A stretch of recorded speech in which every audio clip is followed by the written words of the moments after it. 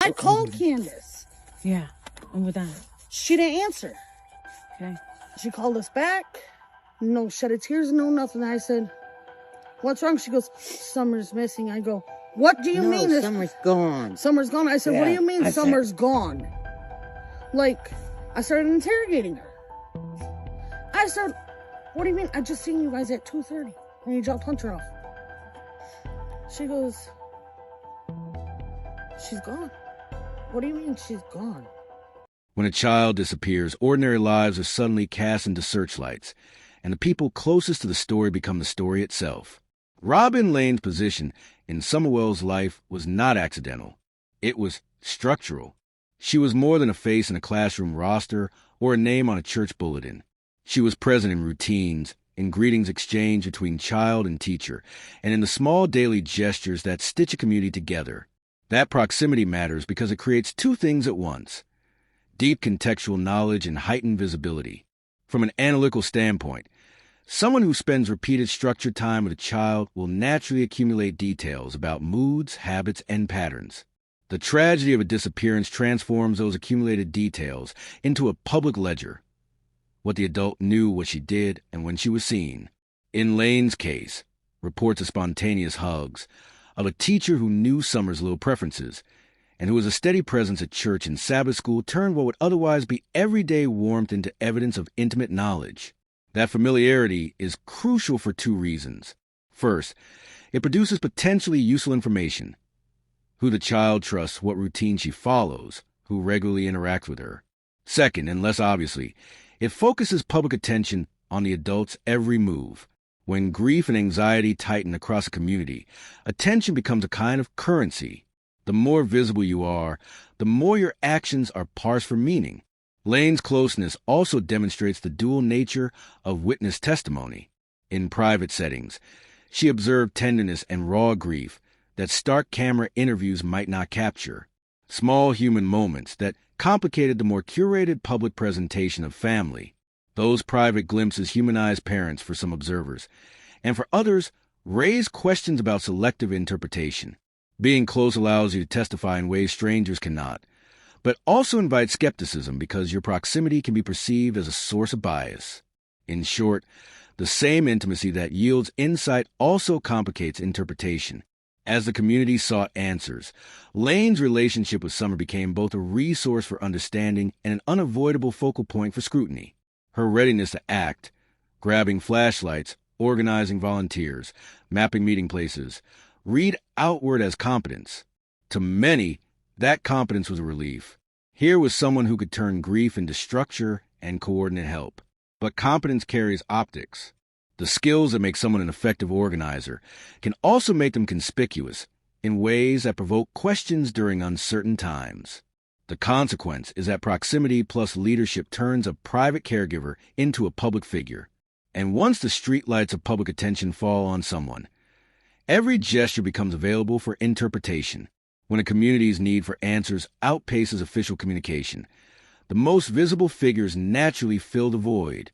Lane's visibility then is both a reflection of her role and a mirror of the community's hunger for narrative.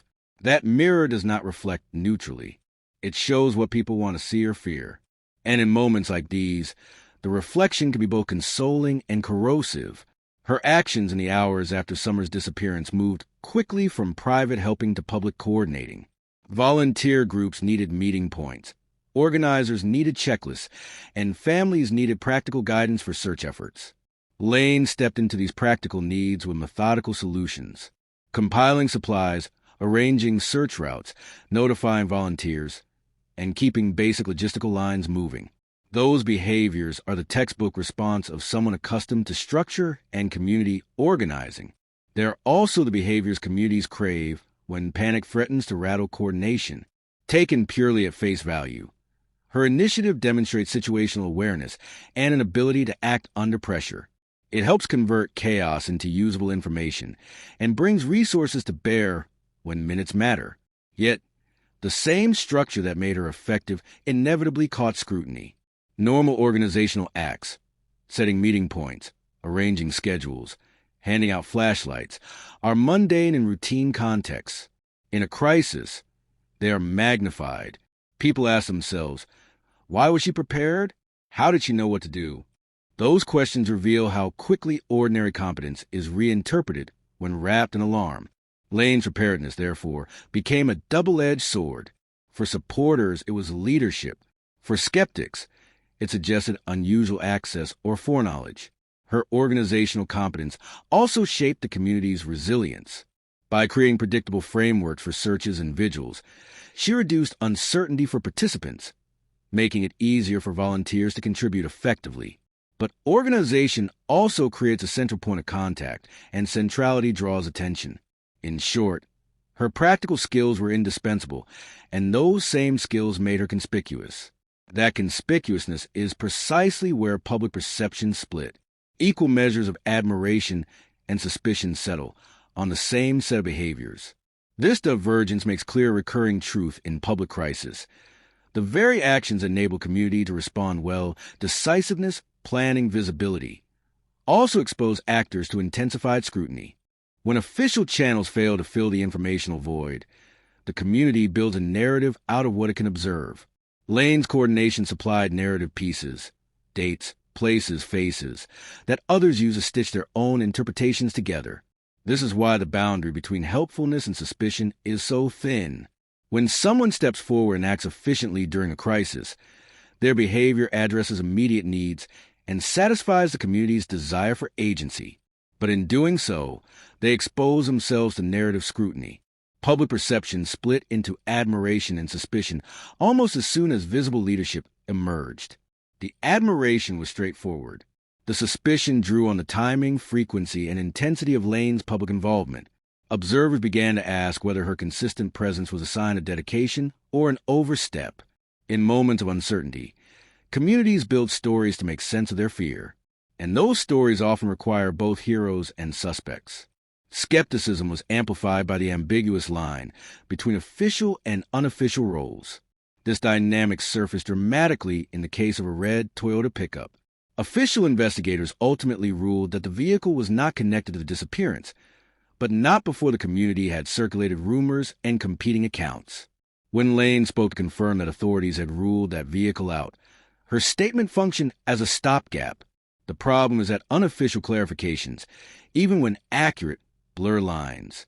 Communities expect updates to come through designated channels which carry institutional credibility.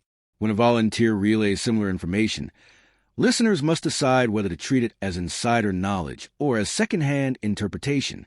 Lane's clarification, therefore, raised two questions simultaneously. Was she accurately relaying what law enforcement had concluded? And did her ability to relay that information imply access to investigative processes beyond that of a typical community member? The effect of an unofficial voice filling a communication vacuum is twofold. Practically, such voices can help reduce rumor and focus energies.